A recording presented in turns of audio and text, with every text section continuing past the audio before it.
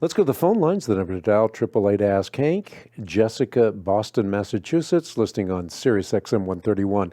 Hi, Jessica. Hey. So I have a question for you about, specifically the King James Version of the Bible. So I got into a conversation with my roommate who isn't a believer, but she kind of uses the argument of that the history behind the King James Version was used to kind of, as in her eyes, almost like propaganda to suppress people and their rights and whatnot. And that's kind of led her to make the assumption that to really disregard the Bible in a way, because she believes it was written, in different translations. It's basically given, in her eyes, taken away all sorts of authority or the words are escaping me, but does that make sense? Yeah, and I think it's a very common canard that is raised in our culture, and it really bears no semblance to reality whatsoever.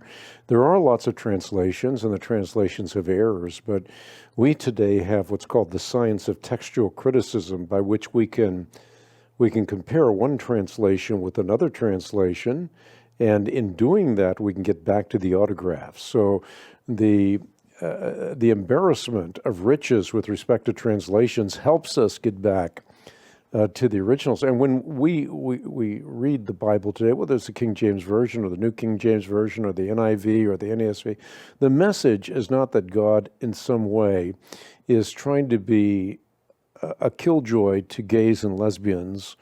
Rather, he sets parameters around human beings in general so that their joy might be complete. So the Bible is not in some way to discriminate against them. It is that their joy might be full. If you go against the owner's manual, there's always an incredible penalty that you pay. So you buy a new car, you get an owner's manual, you want to take a look at the owner's manual and use the car for the purposes for which it was intended. If it's not an off-road vehicle, you don't want to use it off-road.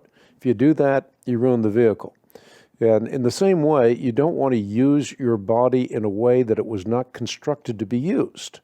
And that is true not only from the physical perspective of your body, but it's also true with perspective to the metaphysical aspect to our reality. All of this must be used in conformance to principles that God lays out for us. And again, that's to our good.